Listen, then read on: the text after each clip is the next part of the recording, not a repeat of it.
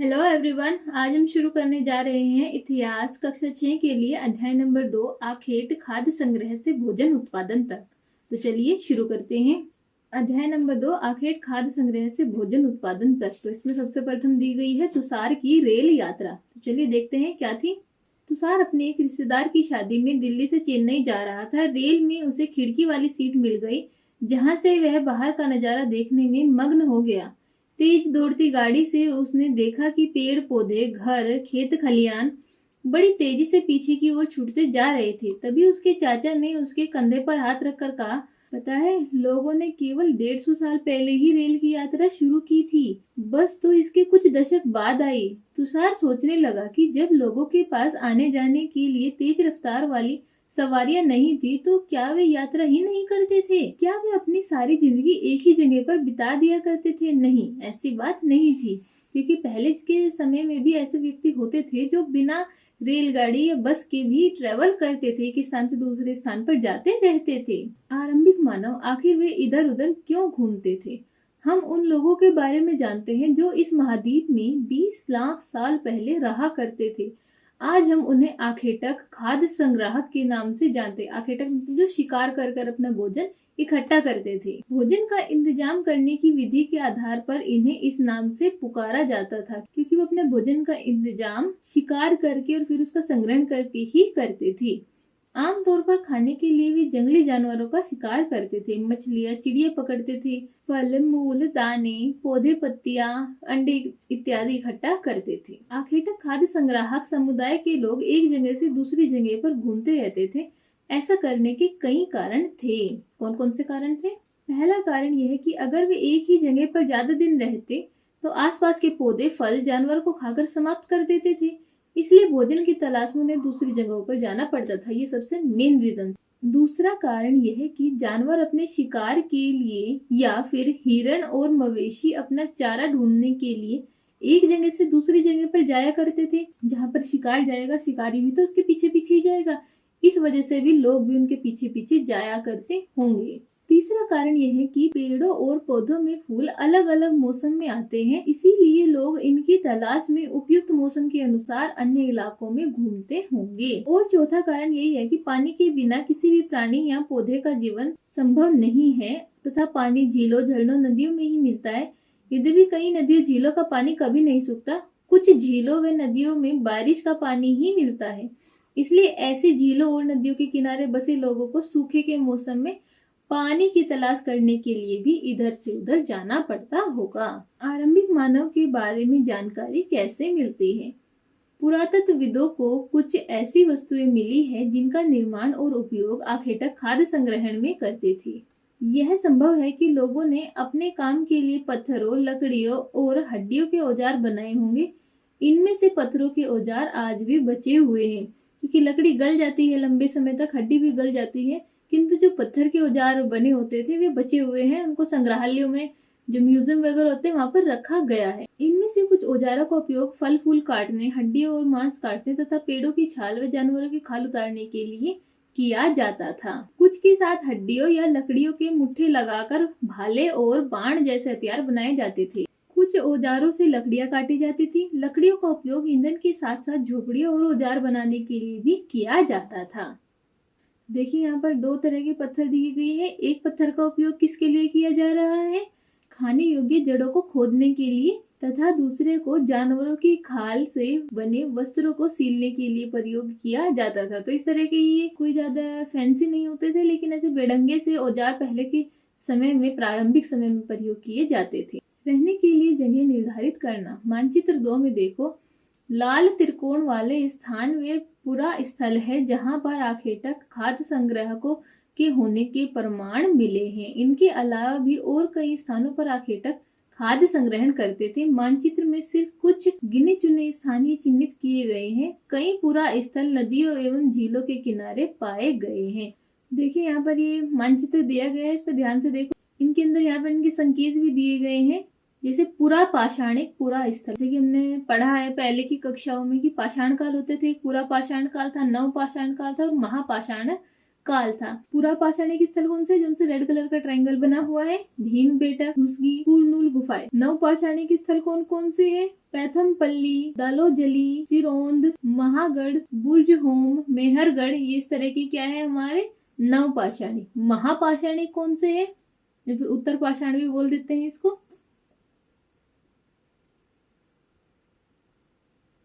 आदि चंद्रलूर, ब्रह्मगिरी। फिर आ जाता है आरंभिक गांव। आरंभिक गांव कहाँ पर बनने शुरू हुए थे? यहाँ पर देखो डायमंड की शेप जहाँ पर बनी हुई, ये रही हमारी इनाम गांव। इनाम गांव कौन सा था जहाँ आरंभिक गांव बनने शुरू हुए थे? ये गोदावरी और कृष्णा नदी के लगभग मध्य में स्थित था। आधुनिक नगर। आधुनिक नगर कहाँ बने थे? कोलकाता में बने थे और मुंबई। ये दो स्थान ऐसे है जहाँ पर आधुनिक नगरों का निर्माण हुआ था। तो यहाँ से आपको इस मानचित्र को देखकर समझ में आ ही गया होगा कि पुरा पाषाणिक पुरा स्थल कौन से है, नव पाषाणिक पुरा स्थल कौन से है, महापाषाणिक पुरा स्थल कौन से है। आरंभिक गांव कहाँ पे बना था? इनाम गांव, आधुनिक नगर, मुंबई और कोलकाता। क्योंकि पत्थर के उपकरण बहुत महत्वपूर्ण थे, इसीलिए लोग ऐसी जगहों को ढूंढते थे जहाँ अच्छे पत्थर मिल सके, क्योंकि पत्थरों से ही तो औजार बनाते थे। जहाँ पर अच्छे पत्थर मिलेंगे ऐसे स्थानों को व्यक्ति ढूंढते थे। भीमबेटका आधुनिक मध्य प्रदेश। इस पुरा स्थल पर गुफाएं व कंदराएं मिली है। लोग इन गुफाओं में इसलिए रहते थे क्योंकि यहाँ उन्हें बारिश, धूप और हवाओं से राहत मिलती थी। ये गुफाएं नर्मदा घाटी के पास स्थित है। क्या तुम बता सकते हो कि रहने के लिए लोगों ने यह जगह ही क्यों चुनी थी? क्योंकि ये नर्मदा नदी के किनारे थी। इसका अर्थ है कि वहाँ पर जल की पूर्ति आसानी से हो जाती थी। जल के आसपास वनस्पति भी होते हैं और जहाँ पर वनस्पति होगी वहाँ पर शिकार भी आसानी से मिल जाता है। प्लस वहाँ पर गुफाएं थी तो वहाँ पर बारिश से, धूप इत्यादि से बचने के लिए भी वहाँ पर स्थान था। तो इस वजह से ये जगह उन्होंने चुनी होगी। फिर आता है हमारा शैल चित्रकला। तो देखो यहाँ पर एक चित्र दर्शाया गया है। इस समय क्या पता लगता है? अगर इसको हम थोड़ा सोच के देखें तो ऐसा लग रहा है कि कोई जानवर भाग रहा है और उसके पीछे शिकारी या फिर मनुष्य उसका शिकार के लिए पीछे चल रहा है।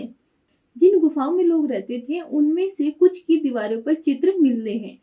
इनमें कुछ सुंदर उदाहरण मध्य प्रदेश और दक्षिण उत्तर प्रदेश की गुफाओं में मिले चित्र हैं। इनमें जंगली जानवरों को बड़ी कुशलता से। फिर आता है हमारा पुरा स्थल। पुरा स्थल क्या होते हैं? पुरा स्थल उस स्थान को कहते हैं जहां औजार, बर्तन और इमारतों जैसी वस्तुओं के अवशेष मिलते हैं। जहां पर मतलब पुरानी प्राचीन वस्तुओं के अवशेष मिले वे हमारे पुरा स्थल कहे जाते हैं। ऐसी वस्तुओं का निर्माण लोगों ने अपने काम के लिए किया था और बाद में वे उन्हें वहीं छोड़ गए। ये जमीन के ऊपर, अंदर, कभी कभी समुद्र और नदी के तल में भी पाए जाते हैं। इन पुरा स्थलों के बारे में आपको अगले अध्याय में बताया जाएगा कि कौन कौन सा कहाँ पर मौजूद है। आग की खोज। मानचित्र 2 में कुरनूल गुफा ढूंढो, यहाँ राख के अवशेष मिले हैं। इसका मतलब यह है कि आरंभिक लोग आग जलाना सीख गए थे। आग का इस्तेमाल कई कार्यों के लिए किया गया होगा, जैसे प्रकाश के लिए, मांस को भूनने के लिए, खतरनाक जानवरों को दूर भगाने के लिए।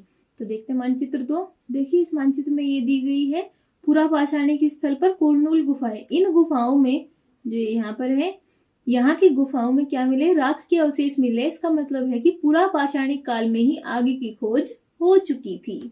आज हम आग का उपयोग किस लिए करते हैं? आग के प्रयोग से हम बर्तन बनाने में कर सकते हैं, या फिर आभूषण बनाने में कर सकते हैं, भोजन पकाने में कर सकते हैं, रोशनी के लिए कर सकते हैं। तो बहुत सारे उपयोग है आग के जो आज भी प्रयोग में किए जा रहे हैं। फिर आता है नाम और तिथियां। हम जिस काल के बारे में पढ़ रहे हैं, पुरातत्वविदों ने उनके बड़े बड़े नाम रखे हैं। आरंभिक काल को वे पुरा पाषाण काल कहते हैं। यह दो शब्दों पुरा यानी प्राचीन, पाषाण यानी पत्थर से बना है। यह नाम पुरा स्थलों से प्राप्त पत्थरों के औजारों के महत्व को बताता है। पूरा पाषाण काल 20 लाख साल पहले से 12,000 साल पहले के दौरान माना जाता है। इस काल को भी 3 भागों में विभाजित किया जाता है: आरंभिक, मध्य और उत्तर पूरा पाषाण युग। मानव इतिहास की लगभग 99% कहानी इसी काल के दौरान घटित हुई थी। जिस काल में हमें पर्यावरणीय बदलाव मिलते हैं उसे मेसोलिथ यानी मध्य पाषाण युग कहते हैं। इसका समय लगभग 12,000 साल पहले से लेकर 10,000 साल पहले तक माना गया है। इस काल में पाषाण औजार आमतौर पर बहुत छोटे होते थे। इन्हें माइक्रोलिथ यानी लघु पाषाण भी कहा जाता है। प्राय इन औजारों में हड्डियों या लकड़ियों के मुट्ठे लगे हंसिया और आरी जैसे औजार मिलते थे। साथ साथ पूरा पाषाण युग वाले औजार भी इस दौरान बनाए जाते रहे। अगले युग की शुरुआत लगभग 10,000 साल पहले से होती है। इसे नव पाषाण युग कहा जाता है। नवपाषाण मतलब कि नया पाषाण, जो कि मध्य पाषाण युग से आगे की अवधि है। हमने अभी कुछ स्थानों के नाम दिए हैं, अगले अध्यायों में तुम्हें ऐसे अनेक नाम मिलेंगे। अक्सर हम पुराने स्थानों के लिए उन नामों का प्रयोग करते थे जो आज प्रचलित है, क्योंकि हमें ज्ञात नहीं है कि उस काल में उनके क्या नाम रहे होंगे, तो उनको हम रैंडमली कोई भी नाम दे देते थे। फिर आती है बदलती जलवायु। लगभग 12,000 साल पहले दुनिया की जलवायु में बड़े बदलाव आए और गर्मी बढ़ने लगी। इसके परिणाम स्वरूप कई क्षेत्रों में घास वाले मैदान बढ़ने लगे, जिससे हिरण, बारहसिंगा, भेड़, बकरी, गाय जैसे उन जानवरों की संख्या बढ़ी जो घास खाकर ही जिंदा रहते थे। जो लोग इन जानवरों का शिकार करते थे वे भी इनके पीछे आए और इनके खाने पीने की आदत और प्रजनन के समय की जानकारी हासिल करने लगे। हो सकता है कि तब लोग इन जानवरों को पकड़कर अपनी जरूरत के अनुसार पालने की बात सोचने लगे हो। साथ ही इस काल में मछली भी भोजन का महत्वपूर्ण स्रोत बन गई थी। खेती और पशुपालन की शुरुआत। इसी दौरान उपमहाद्वीप के भिन्न भिन्न इलाकों में गेहूं, जौ और धान जैसे अनाज प्राकृतिक रूप से उगने लगे थे। शायद महिलाओं, पुरुषों और बच्चों ने इन अनाजों को भोजन के लिए बटोरना शुरू कर दिया होगा। साथ ही वे यह भी सीखने लगे होंगे कि अनाज कैसे और कहाँ उगाया जाता है तथा ये पकाकर कैसे तैयार होता है। ऐसा करते करते लोगों ने इन अनाजों को खुद पैदा करना सीख लिया होगा। इस प्रकार धीरे धीरे वे कृषक बन गए होंगे। यहाँ पर सारी चीजें जितनी भी दी गई वे होंगे या फिर हो सकता है में दी गई है, क्योंकि हमें एग्जैक्टली नहीं पता है कि उस समय क्या हुआ होगा, लेकिन इस तरह के अनुमान लगाए जा सकते हैं। इसी तरह लोगों ने अपने घरों के आसपास चारा रखकर जानवरों को आकर्षित कर उन्हें पालतू बनाया होगा। सबसे पहले जिस जंगली जानवर को पालतू बनाया गया था वह कुत्ते का जंगली पूर्वज था। धीरे धीरे लोग भेड़, बकरी, गाय और सुअर जैसे जानवरों को अपने घरों के नजदीक आने के लिए उत्साहित करने लगे। ऐसे जानवर झुंड में रहते थे और ज्यादातर घास खाते थे। अक्सर लोग अन्य जंगली जानवरों के आक्रमण से इनकी सुरक्षा किया करते थे और धीरे धीरे वे पशुपालक बन गए होंगे। क्या तुम बता सकते हो कि सबसे पहले कुत्तों को ही क्यों पालतू बनाया गया था? इसका शायद ये कारण हो सकता है कि कुत्ते वफादार होते हैं और वे बाकी जानवरों से रक्षा कर सकते हैं, साथ में वे शिकार में भी सहायता करते थे। इस वजह से कुत्ता एक अच्छा पालतू पशु माना गया था। फिर आती है बसने की प्रक्रिया। लोगों द्वारा पौधे उगाने और जानवरों की देखभाल करने को बसने की प्रक्रिया का नाम दिया गया है। अपनाए गए ये पौधे तथा जानवर अक्सर जंगली पौधे तथा जानवरों से भिन्न होते हैं। इसकी वजह यह है कि बसने की प्रक्रिया की दिशा में अपनाए गए पौधे या जानवरों के लोग चयन करते हैं। मतलब कि जंगली जानवर, जंगली पौधे नहीं होते, जिनकी आवश्यकता होती है उनके अकॉर्डिंग ही चयन किया जाता है। जैसे उदाहरण के तौर पर लोग इन्हीं पौधे तथा जानवरों का चयन करते थे जिनमें बीमार होने की संभावना कम हो। यही नहीं, लोग उन्हीं पौधों को चुनते थे जिनमें बड़े दाने वाले अनाज पैदा हो, साथ ही जिनकी मजबूत डंठलें अनाज के पके दाने के भार को संभाल सके। ऐसे पौधों के बीजों को संभाल कर रखा जाता है ताकि फिर उगाने के लिए उनके गुण सुरक्षित रह सके। उन्हीं जानवरों को आगे प्रजनन के लिए चुना जाता है जो आमतौर पर अहिंसक होते हैं। इसलिए हम देखते हैं कि पाले गए जानवर तथा कृषि के लिए अपनाए गए पौधे जंगली जानवरों तथा पौधों से धीरे धीरे भिन्न होते चले गए। मिसाल के तौर पर जंगली जानवरों की तुलना में पालतू जानवरों के दांत और सींग छोटे होते हैं। इन दांतों को देखकर इनमें से कौन सा जंगली सुअर का है और कौन सा पालतू सुअर का है, तो बिना देखे भी हम अंदाजा लगा सकते हैं। जो ये बड़ा वाला है वो जंगली सुअर का होता है, जो छोटे वाला है ये पालतू सुअर का दांत होता है। बसने की प्रक्रिया पूरी दुनिया में धीरे धीरे चलती रही। यह लगभग 12,000 साल पहले शुरू हुई। वास्तव में हम जो भोजन करते हैं वो इसी बसने की प्रक्रिया की वजह से है। कृषि के लिए अपनाई गई सबसे प्राचीन फसलों में गेहूं और जौ आते हैं। इसी तरह सबसे पहले पालतू जानवरों में कुत्ते के बाद भेड़, बकरी आते हैं। एक नवीन जीवन शैली। तुम किसी पौधे के बीज को बोकर देखो, तुम पाओगे कि इसे विकसित होने में कुछ वक्त लगता है। इसमें कुछ दिन, महीने या फिर साल तक लग सकते हैं। इसलिए जब लोग पौधे उगाने लगे उनकी देखभाल के लिए उन्हें एक ही जगह पर लंबे समय तक रहना पड़ा था। बीज बोने से लेकर फसलों के पकने तक पौधों की सिंचाई करने, खरपतवार हटाने, जानवरों और चिड़ियों से उनकी सुरक्षा करने जैसे बहुत से काम शामिल थे। कटाई के बाद अनाज का उपयोग बहुत संभाल कर करना पड़ता था। अनाज को भोजन और बीज दोनों के रूप में ही बचा कर रखना आवश्यक था, इसलिए लोग इसके भंडारण की बात सोचने लगे। बहुत से इलाकों में लोगों ने मिट्टी के बड़े बड़े बर्तन बनाए, टोकरियां बुनी या फिर जमीन में गड्ढा खोदा। क्या तुम्हें लगता है कि शिकारी या भोजन संग्रह करने वाले बर्तन बनाते और इनका उपयोग करते होंगे? जब आपका कारण बताओ। जो भोजन संग्रहण करने वाले होते हैं वो जरूर बर्तनों का प्रयोग करते होंगे, क्योंकि भोजन संग्रहण के साथ में भोजन परोसने या फिर भोजन को पकाने के लिए भी बर्तनों की आवश्यकता होती है, तो इस वजह से बर्तनों का निर्माण अवश्य ही किया जाता होगा। जानवर चलते फिरते खाद्य भंडार। जानवर बच्चे देते हैं, उनकी संख्या बढ़ती है। अगर जानवरों की देखभाल की जाए तो उनकी संख्या तो बढ़ती ही है, साथ में उनसे दूध भी प्राप्त हो सकता है, जो भोजन का एक अच्छा स्रोत है। यही नहीं, जानवरों से हमें मांस भी मिलता है। दूसरे शब्दों में पशुपालक भोजन के भंडारण का एक तरीका है। जैसे कि उसमें हमें फसल को उगाना है, साथ में फिर उसका भंडारण करना है, तो इसी प्रकार इसमें भी क्या, जानवरों को पालना, उनके बच्चे होते चले जाएंगे, साथ में बीच में वो दूध भी देते रहेंगे, या फिर जब कभी मांस की जरूरत हो तो जानवर को मारकर खाया जा सकता है। तो वे भी एक प्रकार का क्या है, भोजन का भंडारण ही है। भोजन के अतिरिक्त जानवरों से और क्या क्या मिल सकता है? आज जानवरों का उपयोग किस लिए होता है? तो देखो, भोजन के अतिरिक्त जानवरों से जानवरों की खाल या फिर चमड़े के रूप में प्राप्त की जा सकती है, जिसके द्वारा कपड़े या फिर विभिन्न प्रकार के बैग, इस तरह की वस्तुएं बनाई जा सकती है। इसी प्रकार जो जानवरों की हड्डी होती है, हड्डियों के चूर्ण करके भी उनसे बटन इत्यादि बनाए जाते हैं। आओ आरंभिक कृषकों और पशुपालकों के बारे में पता करें। मानचित्र 2 को देखो। क्या तुम्हें कई नीले वर्ग दिखाई दे रहे हैं? पता है, इनमें से प्रत्येक बिंदु उस जगह को दर्शाता है जहां पुरातत्वविदों को शुरुआती कृषकों और पशुपालकों के होने के साक्ष्य मिले हैं या फिर संकेत मिले हैं। ये पूरे उपमहाद्वीप में पाए गए हैं। इनमें सबसे महत्वपूर्ण पश्चिमोत्तर क्षेत्र में, आधुनिक कश्मीर में और पूर्वी तथा दक्षिणी भारत में पाए गए हैं। तो देखते हैं मैप। ये देखो, इसमें के अंदर जितने भी नव पाषाणिक पुरा स्थल है या फिर ब्लू कलर के बॉक्स है, यहाँ पर क्या है, जो आधुनिक कृषि के संकेत मिले वो यहीं पर मिले हैं। इसमें कश्मीर के पास में जो बुर्ज होम है और इधर पूर्वी इलाके में ये है सारे के सारे, और दक्षिण में ये दोनों, ये मुख्य है जहाँ कृषि और कृषकों के होने के साक्ष्य मिले हैं। वास्तव में ये निर्दिष्ट स्थान कृषकों और पशुपालकों की बस्तियां थी या नहीं, इसे जांचने के लिए वैज्ञानिक खुदाई में मिले पौधों और पशुओं की हड्डियों के नमूनों का अध्ययन करते हैं। इनमें से सबसे रोचक जले हुए अनाज के दानों के अवशेष है। ऐसा लगता है ये गलती से या फिर जानबूझकर जलाए गए होंगे।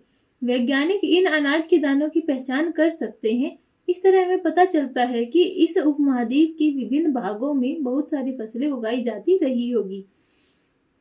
वैज्ञानिक विभिन्न जानवरों की हड्डियों की भी पहचान कर सकते हैं। स्थायी जीवन की ओर।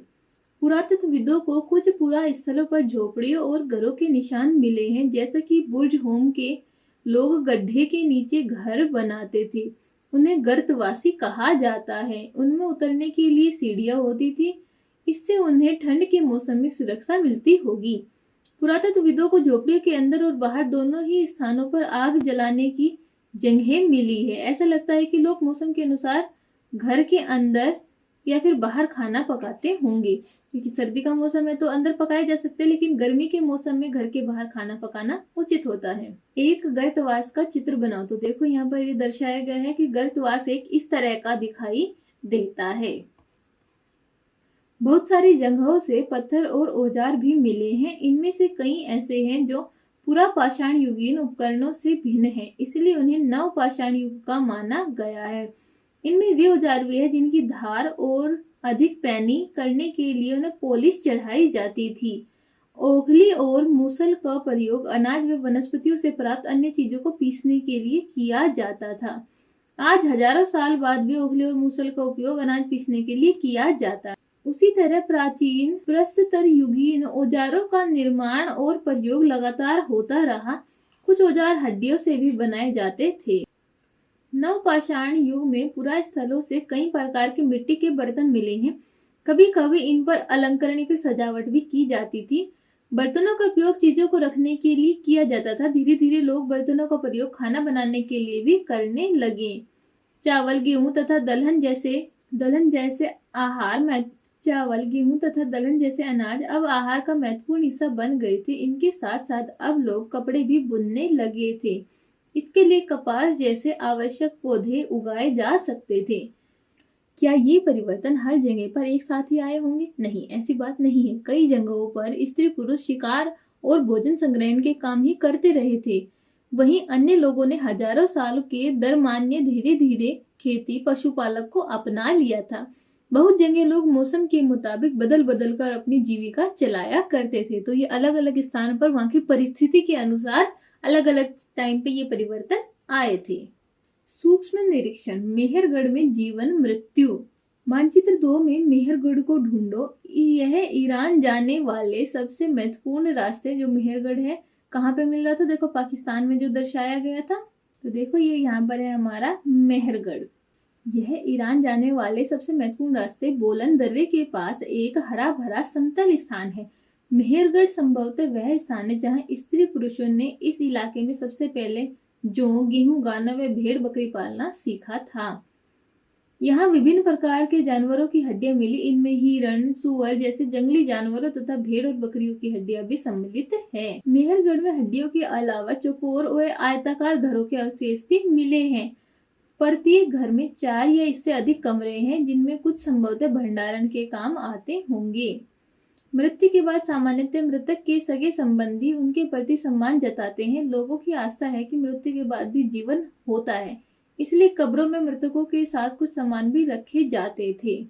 मेहरगढ़ में कई ऐसे कब्रें मिली हैं। एक कब्र में एक मृतक के साथ एक बकरी को भी दफना दिया गया था। संभवतः इसे परलोक में मृतकों के खाने के लिए रखा गया होगा। तो देखो जैसे कि यहाँ पर चित्र में दर्शाया गया है, एक मनुष्य साथ में 2 पक्षी या फिर जानवरों के अवशेष भी यहाँ पर पाए गए हैं। फिर आता है हमारा अन्यत्र। फ्रांस में गुफा में की गई एक चित्रकारी। यह चित्र फ्रांस की एक गुफा का है। इस पुरास्थल की खोज लगभग 100 साल पहले 4 स्कूली छात्रों ने की थी। इस जगह के चित्र को लगभग 20,000 साल पहले से लेकर 10,000 साल पहले के बीच बनाए गए होंगे। इनमें कई जानवरों के चित्र हैं। इनमें जंगली घोड़े, गाय, भैंस, गेंडा, रेंडियर, बारहसिंगा, सूअर को गहरे चमकीले रंगों से रंगित किया गया है। देखो जैसे कि यहाँ पर ये देख सकते हैं आप। इन रंगों को लोहा, एस्क और चारकोल जैसे खनिज पदार्थ से बनाया जाता था। यह संभव है कि इन चित्रों को उत्सवों के अवसर पर बनाया जाता था या फिर इन्हें शिकारियों द्वारा शिकार पर निकलने से पहले कुछ अनुष्ठान के लिए बनाया गया होगा। नवपाषाण युग में सबसे प्रसिद्ध पुरास्थलों में एक चताल युग तुर्की में है। यहाँ दूर दराज स्थानों से कई चीजें लाई जाती थी और उनका उपयोग किया जाता था, जैसे सीरिया से लाया गया चकमक पत्थर, लाल सागर की कोड़ियाँ और भूमध्य सागर की सीपियाँ। ध्यान रहे कि उस समय तक पहिए और वाहन का विकास नहीं हुआ था। लोग सामान खुद या जानवरों की पीठ पर लादकर ले जाया करते थे। बताओ कोड़ी और सीपियों का क्या उपयोग होता होगा? संभवतः उस समय कोड़ी या फिर सीपियों का प्रयोग मुद्रा के रूप में किया जाता होगा। उपयोगी शब्द, आखेटक, खाद्य संग्रहण। आखेटक या फिर खाद्य संग्राहक कौन होते हैं? जो शिकार करके भोजन को इकट्ठा करने का कार्य करते हैं। पुरास्थल वे स्थान होते हैं जहाँ पर पुरातत्व युग की या फिर पाषाण काल की वस्तुएं मिली थी। ऐसा स्थल जहाँ पर उद्योग स्थित होता है। आवासीय स्थल, रहने के स्थान को आवासीय स्थल कहते हैं। पूरा पाषाण काल का जो प्रारंभिक काल था पूरा पाषाण काल था। बीच वाला काल मध्य पाषाण काल था। कृषक, किसान को या खेती करने वाले व्यक्ति को कृषक कहा गया है। पशुपालक, जो पशुओं को पालन करते हैं जैसे गाय, भैंस, भेड़, बकरी का, वे पशुपालक कहे जाते हैं। नवपाषाण युग लगभग 10,000 से लेकर 12,000 वर्ष पूर्व तक माना जाता है। कब्र ऐसे स्थान होता है जहाँ पर मुर्दों को दफनाया जाता है। आओ याद करें, इन वाक्यों को पूरा करो। आखेटक खाद्य संग्राहक गुफाओं में इसलिए रहते थे क्योंकि वहाँ उन्हें सुरक्षा मिलती थी। घास वाले मैदानों का विकास लगभग 12,000 वर्ष पहले हुआ था।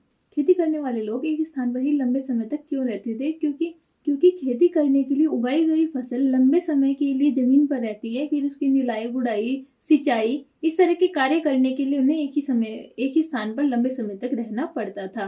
पुरातत्वविद ऐसा क्यों मानते हैं कि मेहरगढ़ के लोग पहले केवल शिकार करते थे और बाद में उन्हें पशुपालन ज्यादा महत्वपूर्ण हो गया था? ऐसा इसलिए भी मानते थे क्योंकि वो जो भूमि है वहां पर शिकार आसानी से उपलब्ध हो जाते थे।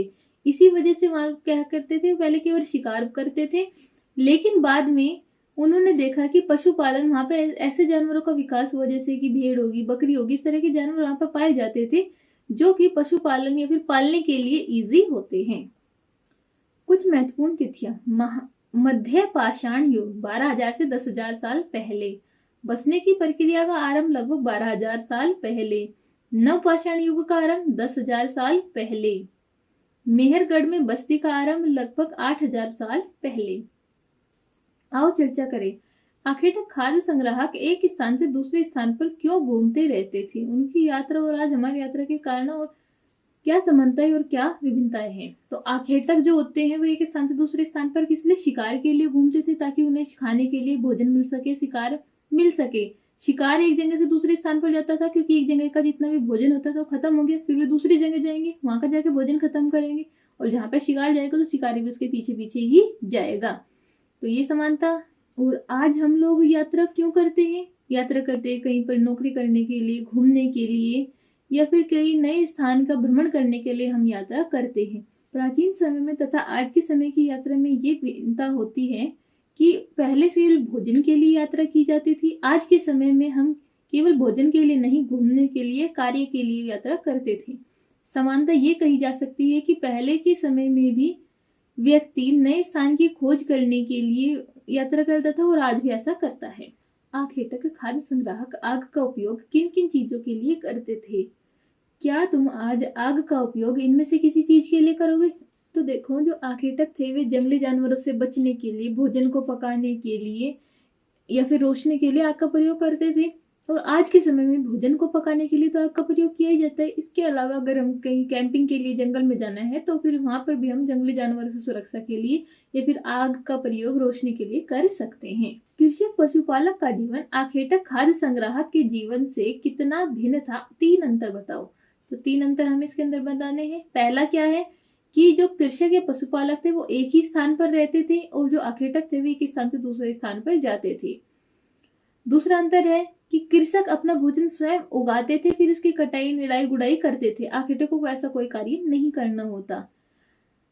तीसरा, जो कृषक हो या फिर पशुपालक होते थे वे जानवरों को स्वयं खाना खिलाते थे, उनको पालते थे और उसके बाद उनको आवश्यकता पड़ने पर दूध वगैरह या फिर भोजन के लिए प्रयोग करते थे। आखेटक केवल जंगलों में जाकर शिकार करके ही भोजन के सहारे रहते थे। तो अध्याय नंबर 2 आखेट खाद्य संग्रहण से भोजन उत्पादक तक हमारा यहाँ पर समाप्त होता है। वीडियो पसंद आई है तो लाइक, शेयर, सब्सक्राइब करें। धन्यवाद।